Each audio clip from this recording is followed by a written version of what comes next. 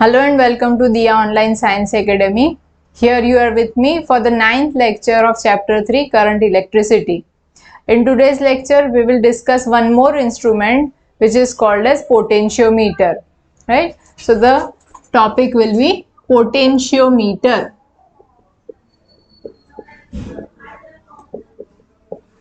Potentiometer is the instrument which will be used to measure voltage or to measure potential difference accurately. We have one more instrument also which measures the potential difference across 2 points in the circuit, which is called as voltmeter. But voltmeter cannot give us the accurate value of the potential difference of the voltage.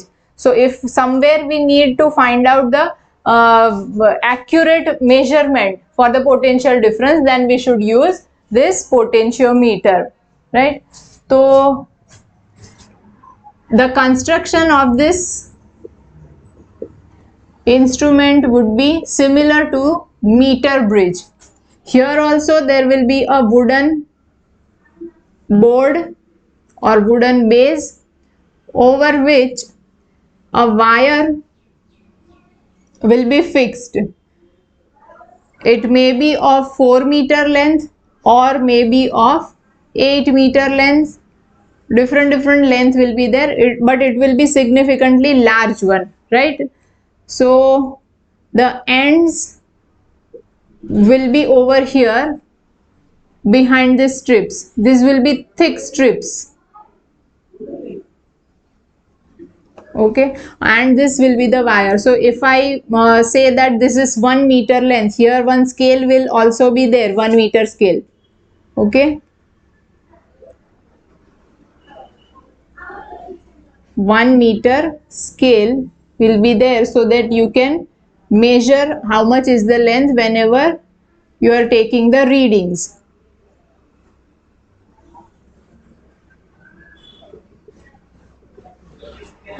So after connection you will find that you have to find out the length at which there will be some connection along with the galvanometer, and there no deflection will be there in the galvanometer.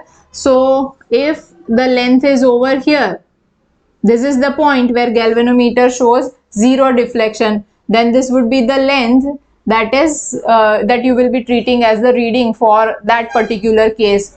If it is over here, then you should take the length as this to this, right? So 1 meter 100 centimeter plus this. If that point comes over here, then 100 plus 200 plus these many centimeters. Likewise you will have to calculate the length while you are taking the readings with the help of this instrument. So I'll also show you the instrument that is called as potentiometer. As I said, it looks like the meter bridge only. So see, it is similar to that only. The difference is there we had just 1 meter long wire, whereas the instrument that I am having right now with me is having a wire of 4 meter length and a scale is there, a meter scale is there, right? The connection in the meter bridge were at the ends, right? One end was over here and the other end was at the other end, right? But in case of potentiometer, what happens that both the ends where you will be connecting your battery supply, they are given at one end only. So one will be treated as positive, other will be treated as negative. If you are connecting the positive one with the upper screw, then this will be treated as positive terminal and the other will be a negative one, right? Okay, so this is the structure of potentiometer, and here the basic circuit would be like this, that there will be a battery, then a key and a rheostat, okay. So that would be the supply part, and the rest of the part will be some depends upon the use, okay. So you might be using it for different purposes will be there. So now we will discuss what are the purpose, what are the uses of this potentiometer, okay. First use will be to measure potential difference between two points of a circuit, और वो circuit के अंदर इसका wire जो है उसको use करेंगे, उसके दो पॉइंट्स के अक्रॉस कितना आ रहा है वो, बराबर। Then second use will be to measure internal resistance of an electric cell, and the third use is to compare EMF of two electric cells. You can also compare the EMF, or if you know the EMF of one cell, then for the other cell you can find out the EMF for the second cell, right? So these are the uses and these are the practicals that you will have to perform in your board examination. Okay, so first you note down this and we will be discussing each and every use separately. Now the first use is to find out the potential difference between two points. अब suppose वो दो जो points हैं वो अभी हम लोग terminals ले रहे हैं किसी सेल के, तो किसी सेल के टू टर्मिनल्स के बीच हमें जो पोटेंशियल डिफरेंस मिलेगा वो अब अभी हम लोग ओपन सर्किट कंडीशन में लेंगे, तो वो हमें EMF देगा, बराबर।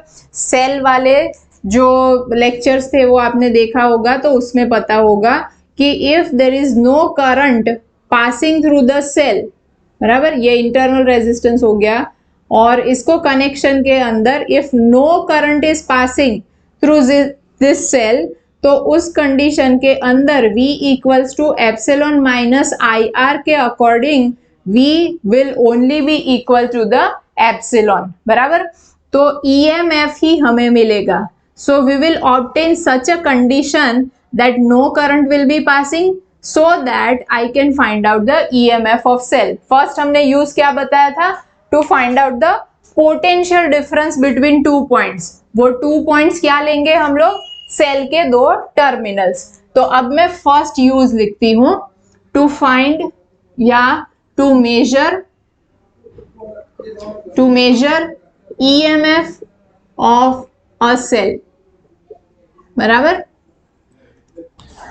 अब जो ये पूरा हमारे पास पोटेंशियोमीटर था, suppose the length of the potentiometer is L, total length of the wire of the potentiometer is L, बराबर, पूरी लेंथ L है, and potential difference between two ends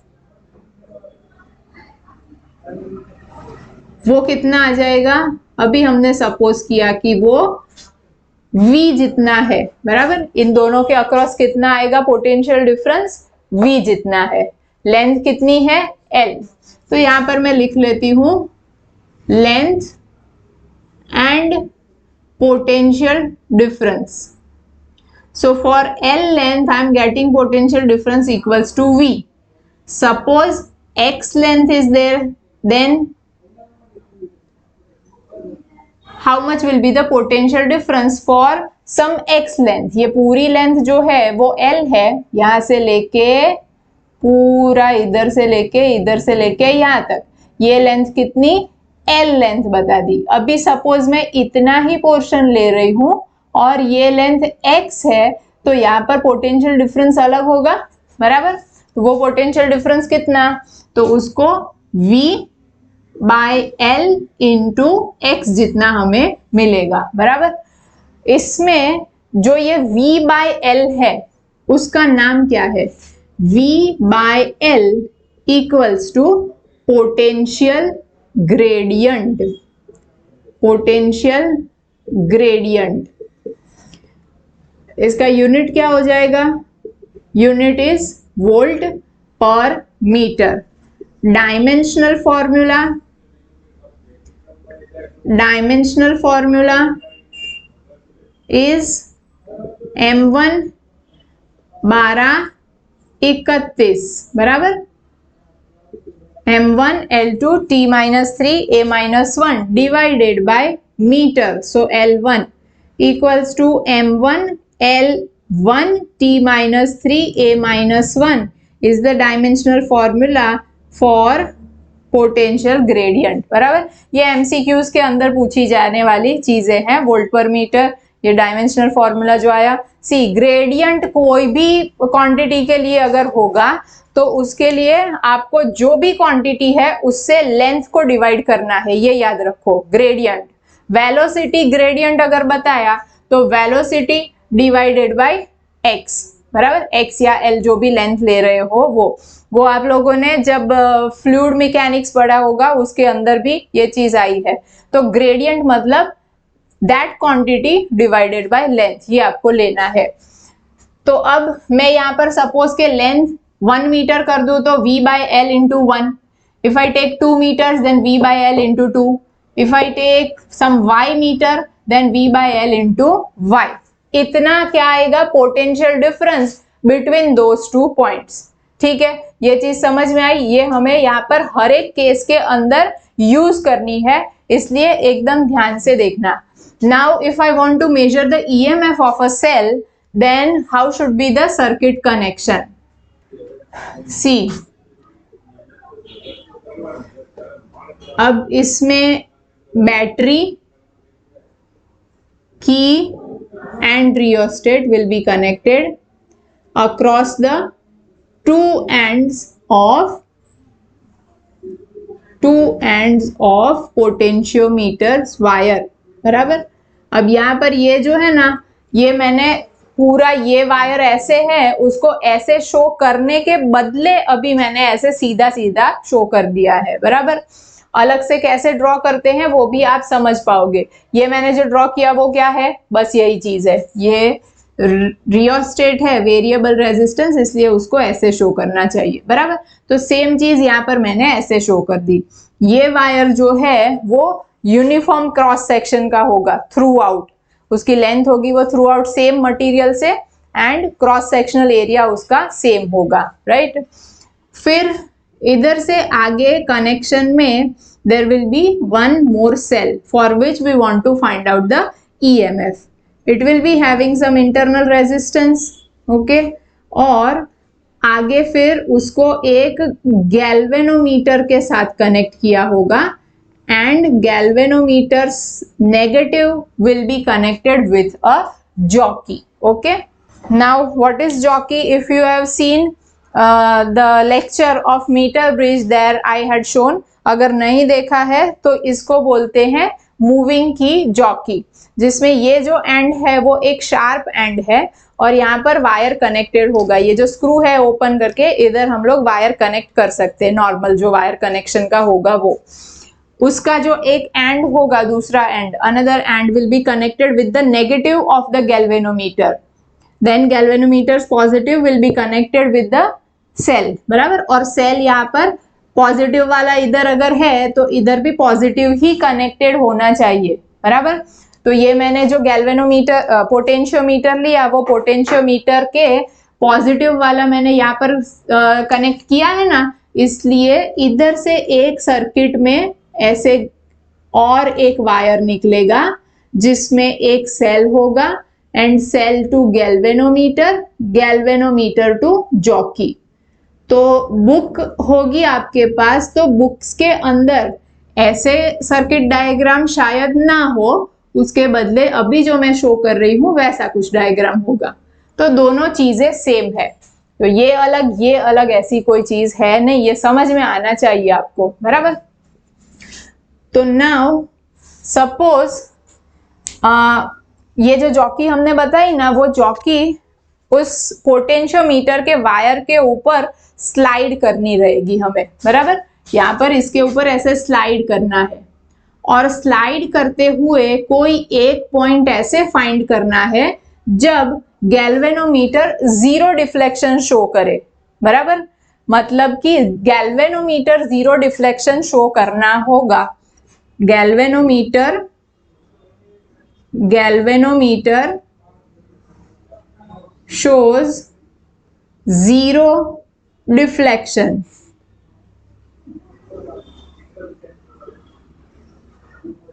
इसका मतलब क्या हुआ?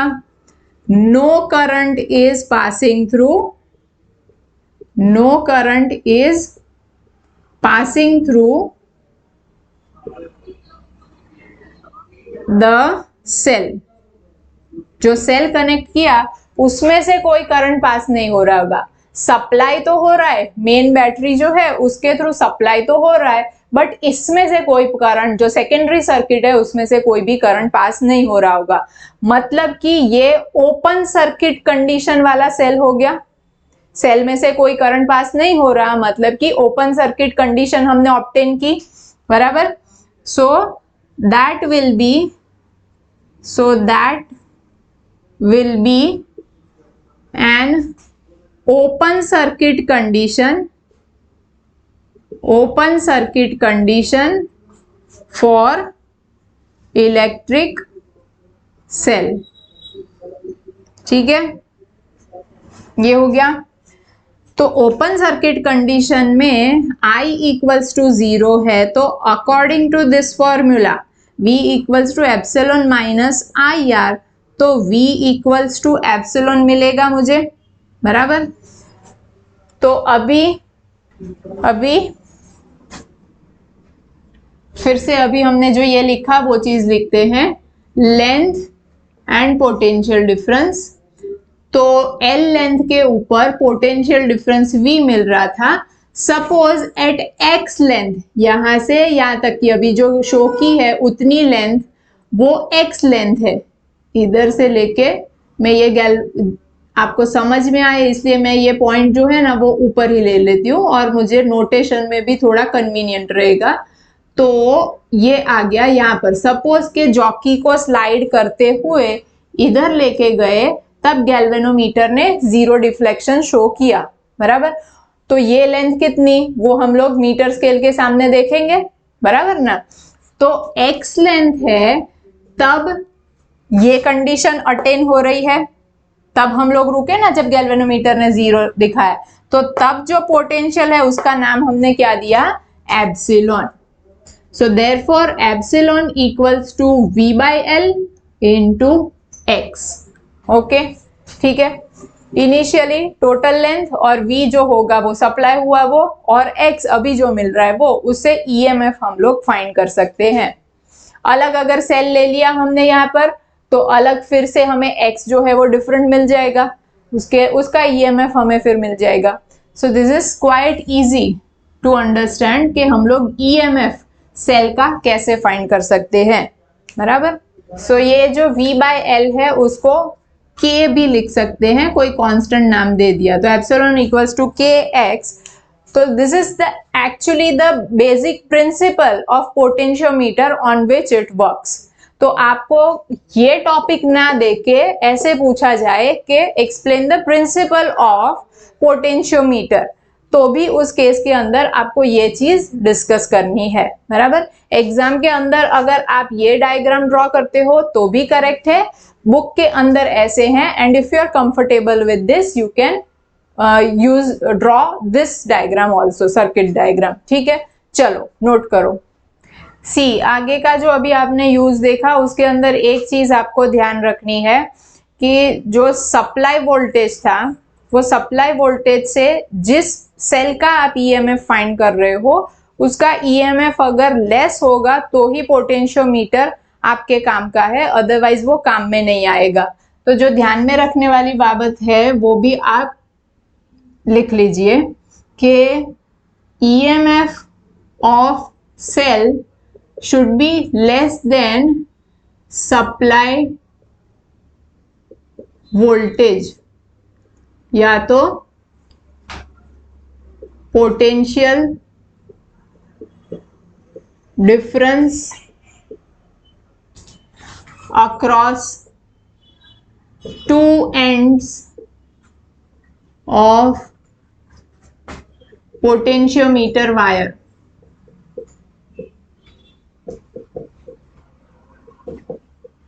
बराबर। Secondly, positive terminal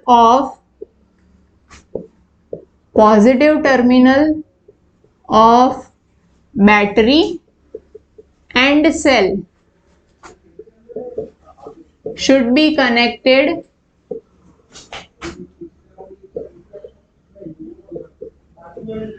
at one end और या तो at common end। एक ही जो स्क्रू दिखाया था उस स्क्रू के ऊपर ही एक दो वायर आएंगे, एक वायर जाएगा बैटरी के पॉजिटिव में और दूसरा वायर जा रहा होगा सेल के पॉजिटिव में, बराबर। सेल के फिर नेगेटिव में जाएगा और बैटरी के पॉजिटिव में, ऐसे नहीं चलेगा, नेगेटिव पॉजिटिव नहीं चलेगा, दोनों ही पॉजिटिव या दोनों ही नेगेटिव ऐसे होने चाहिए। तो positive terminal of battery and cell should be connected at common end point. Same way में दूसरा जो होगा फिर वो नेगेटिव में आके तो फिर वो जॉकी के साथ कनेक्टेड होगा, तो पॉजिटिव के लिए। तो ये दो चीजें हैं जो ध्यान में रखनी है, वो आप साथ में लिख लेना उसके साथ। अभी सेकंड यूज जो है वो सेकंड यूज देखते हैं। सेकंड यूज में क्या आएगा कि सपोज यू वांट टू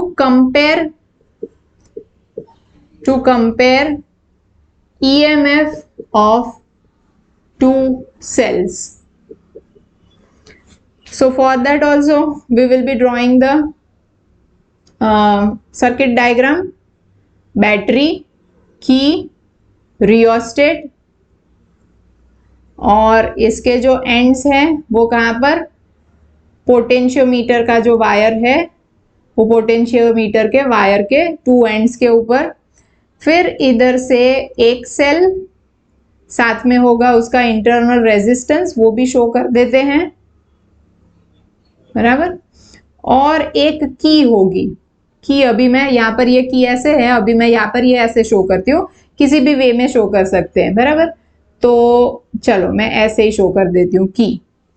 फिर एक और सेल लिया क्योंकि दो सेल्स चाहिए, for which I want to compare the EMF, उसका इंटरनल रेजिस्टेंस, उसके साथ भी एक की, एंड की के बाद फिर गैल्वेनोमीटर साथ में कनेक्टेड होगा and the negative of the galvanometer is connected with jockey. ठीक है, तो सर्किट डायग्राम कुछ ऐसे बन गया, आपका कनेक्शन कुछ ऐसे करना है।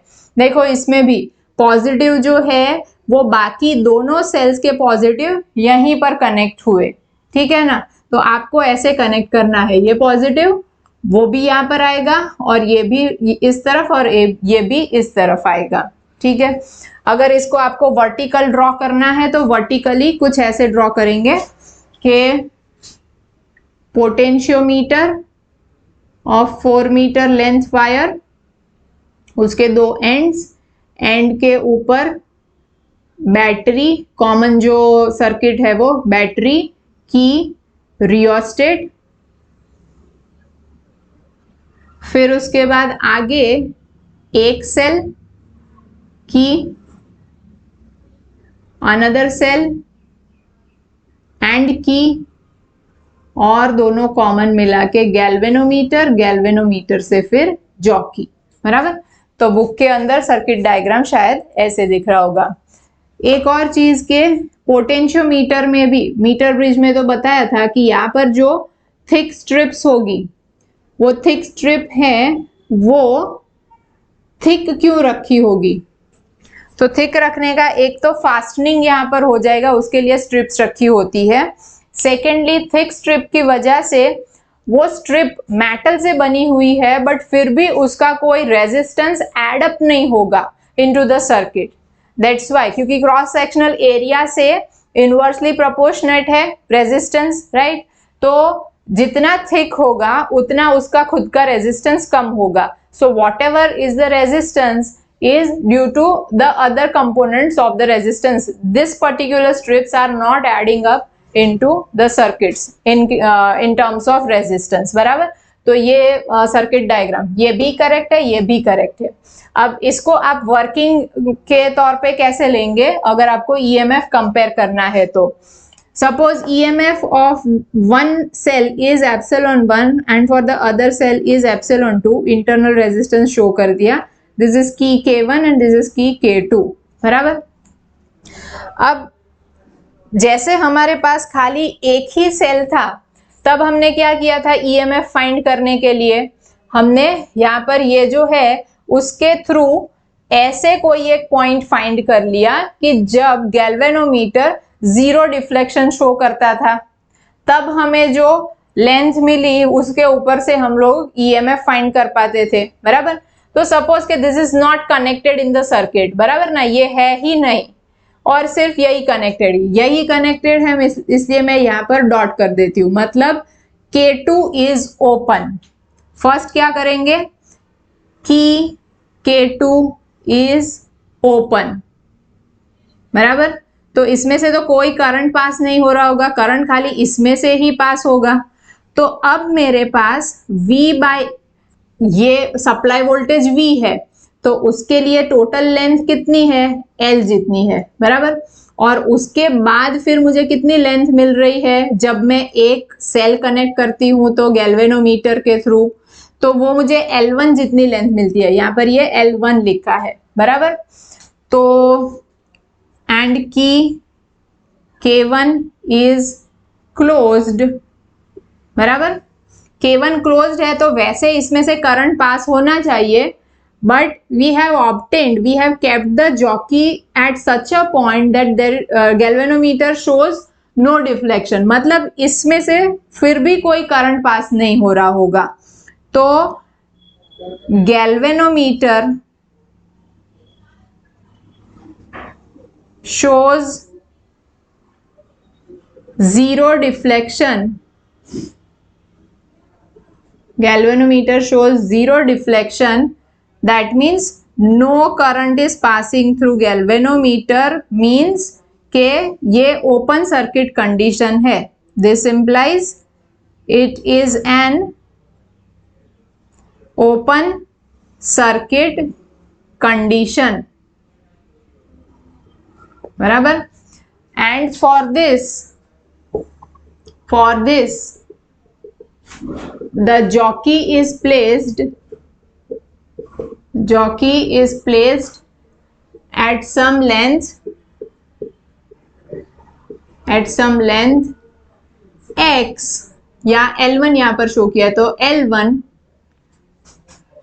फ्रॉम पॉजिटिव टर्मिनल, बराबर। अभी बताया वैसे पॉजिटिव के साथ कनेक्ट किया तो ये वाला पॉजिटिव लेंगे हम लोग, पॉजिटिव से ये L1 जितनी लेंथ है। तो इसके लिए हमारे पास फॉर्मूला क्या बनेगा, V by L into L1 equals to epsilon 1, जैसे आगे हमने किया, बराबर। इसको इक्वेशन नंबर 1 देके रखते हैं। अब सेम वे में हम लोग की K1 को ओपन कर देंगे, K2 को क्लोज करेंगे। नाउ की K1 is open and K2 is closed.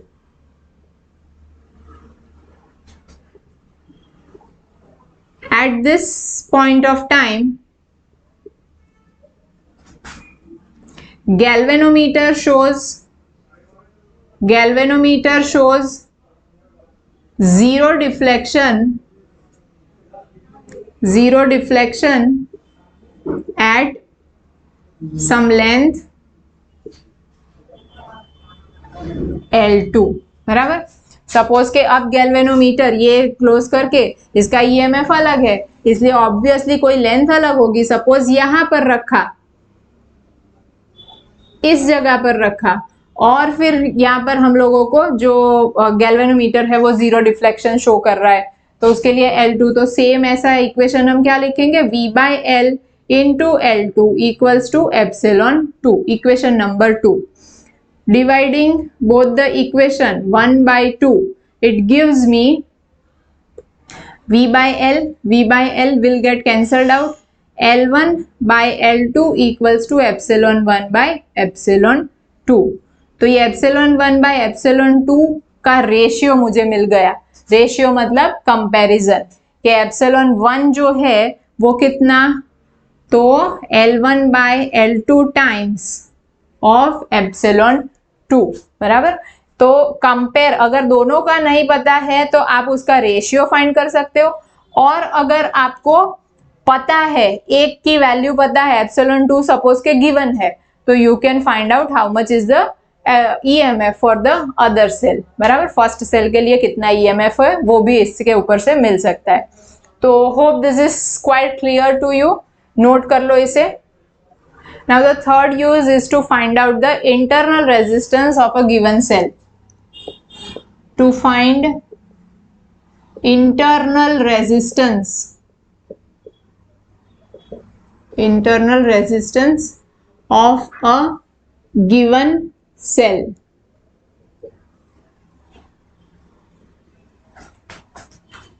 तो पहले तो सबसे पहले जो कॉमन सर्किट है वो ड्रॉ कर देते हैं, जो सप्लाई के लिए है वो। ये हो गया पोटेंशियोमीटर, उसका wire, then supply voltage, battery, की एंड रियोस्टेट। देन आफ्टर यहां पर एक सेल होगा, सेल के साथ एक की कनेक्टेड होगी, साथ में पैरेलली एक एक्सटर्नल रेजिस्टेंस होगा, उसके साथ एक की कनेक्टेड, और फिर इधर से गैल्वेनोमीटर एंड जॉकी, कुछ ऐसे कनेक्शन होगा। तो सेल जो है उसको तो कनेक्टेड ही रखना है, इसलिए ये की जो है वो तो इंसर्टेड ही रहेगी, मतलब इसको हम लोग क्लोज ही रखेंगे, या तो यहाँ पर की प्लेस ना करे तो भी चलेगा। बराबर, ये हो गया। इसका खाली एक इंटरनल रेजिस्टेंस है वो मैं शो कर देती हूँ। This would be the internal resistance of this cell. Suppose supply voltage is V, total length of the wire is L for the potentiometer, और एप्सिलॉन जितना EMF है जिसका इंटरनल रेजिस्टेंस R हमें फाइंड करना है। Capital R is the external resistance that has been connected। बराबर, अब इसमें हो क्या रहा होगा, इसकी सर्किट पहले समझ लेते हैं कैसे ड्रॉ की हो सकती है आपकी बुक के अंदर। एक पोटेंशियोमीटर ले लिया 4 मीटर लेंथ का, फिर बैटरी, देन की, देन रियोस्टेट, फिर इसके साथ एक सेल, इंटरनल रेजिस्टेंस, फिर इसके साथ एक एक्सटर्नल रेजिस्टेंस। बराबर, इंटरनल रेजिस्टेंस भी यहां पर शो कर देती हूं साथ में, देन गैल्वेनोमीटर टू जॉकी। बराबर, ये एक्सटर्नल रेजिस्टेंस को कभी हम लोग सप्लाई में रखेंगे, कभी नहीं रखेंगे, इसलिए उसके साथ उसकी ब्रांच के अंदर हमने एक और की जो है वो रखी हुई है। नाउ इनिशियली क्या करेंगे, इनिशियली की K2 विल बी ओपन, की K2 इज ओपन। बराबर, फिर उसके बाद K2 ओपन है तो इसमें से कोई भी करंट पास नहीं हो रहा होगा। क्या सिर्फ हो रहा होगा, करंट इसमें से है और ये वाली ब्रांच जो है उसमें से आप लोगों को करंट मिलेगा। अभी गैल्वेनोमीटर के थ्रू मैं कोई एक ऐसा पॉइंट लेके आऊं जहां पर मुझे गैल्वेनोमीटर 0 डिफ्लेक्शन शो करेगा, then for this length the EMF will be equals to, potential difference will be equals to the EMF of the cell. ये फर्स्ट केस से हम लोग देखते आ रहे हैं। बराबर, तो इनिशियली मुझे वो L1 लेंथ मिल रही है। when K2 is open मतलब R is not connected, connection होगा बट यहां से ब्रेक कर दी सर्किट, इसलिए ये काम में नहीं आएगा। तो अब galvanometer shows 0 deflection, galvanometer shows 0 deflection at length L1। तो उसके लिए V/L into L1 equals to epsilon हो जाएगा। फर्स्ट यूज से हम लोगों ने ये देखा, इसको इक्वेशन नंबर 1 देके रखा। अभी सेकेंडली अभी अगर हम लोग K2 जो है उसको क्लोज कर देते हैं, नाउ की K2 इज क्लोज्ड, अब क्लोज हो जाएगी। क्लोज होने पर हमने ये सेल जो है वो सेल को यूज में लिया, बराबर ना। अब इसके लिए ओपन सर्किट कंडीशन नहीं रहेगी, so there will be some current which will be passing through this cell, इसमें से कुछ पास हो रहा होगा, ठीक है ना। ये यहाँ पर, और फिर इसको मैं अगर ऐसे शो करना चाहूँ ना तो ये ऐसे है और इसके पैरेलल ऐसे है, बराबर ऐसे हैं। यहाँ से ये गैल्वेनोमीटर और इसके पैरेलल में ऐसे कनेक्ट किया है, यहाँ पर नेगेटिव से ऐसे, ठीक है। तो ये सेल अब इसके साथ कनेक्टेड है, तो cell is now not in open circuit condition, बराबर। तो उस टाइम पे V कितना हो जाएगा, एप्सिलॉन माइनस IR जितना हो जाएगा, बराबर। अब हमें पोटेंशियल डिफरेंस कुछ इतना जो V एप्सिलॉन था उतना ही नहीं मिलेगा, कुछ पोटेंशियल ड्रॉप हो जाएगा। तो पोटेंशियल ड्रॉप इतना मिल रहा है, और उस टाइम पे गैल्वेनोमीटर, अब गैल्वेनोमीटर न्यू लेंथ पे हमें शो करेगा। Galvanometer shows zero deflection at length L2, कोई अलग लेंथ के ऊपर ये हमें दे रहा है। Now this epsilon minus IR is actually the V that we are obtaining, और V के लिए तो हम क्या लिखते हैं, ऐसी चीज लिखते हैं।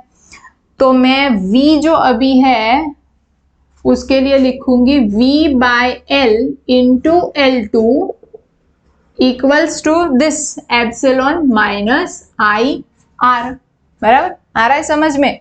ये इसको मैं V डैश नाम बोल दूं।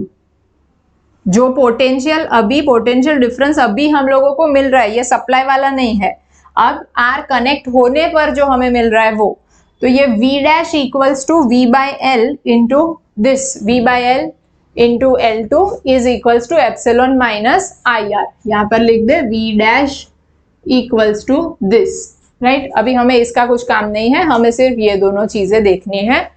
More over I equals to current कितना पास हो रहा होगा, ये R और ये R दोनों पैरेलली कनेक्टेड हैं, तो I equals to epsilon by R plus R।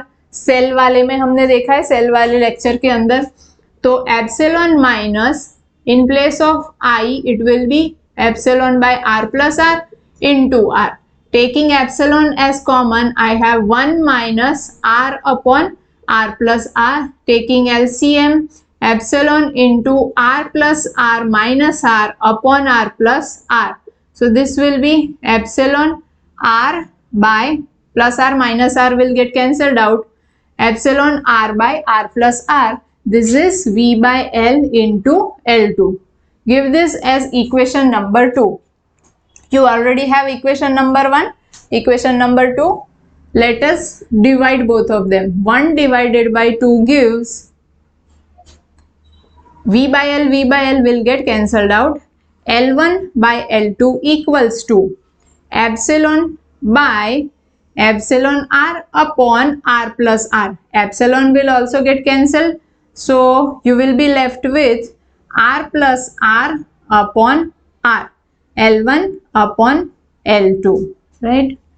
So ये हो जाएगा 1 plus R upon R। हमारा मोटो क्या है इसमें, to find the internal resistance, इसलिए इंटरनल रेजिस्टेंस को हमें सब्जेक्ट बनाना पड़ेगा इसके अंदर। तो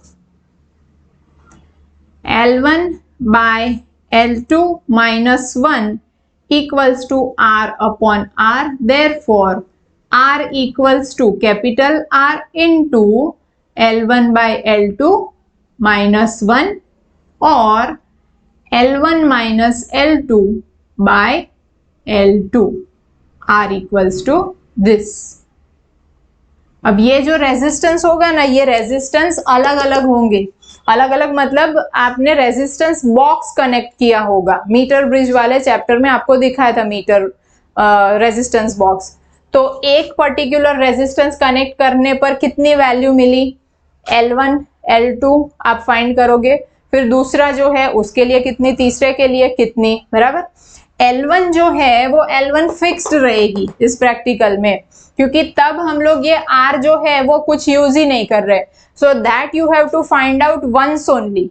फिर L2 अलग अलग अलग मिलती जाएगी, for this R some L2, for some other R some other L2, बराबर। तो 4-5 रीडिंग्स उससे आएंगे और फिर आप उसका एवरेज निकाल के इंटरनल रेजिस्टेंस फाइंड कर सकते हो, बराबर।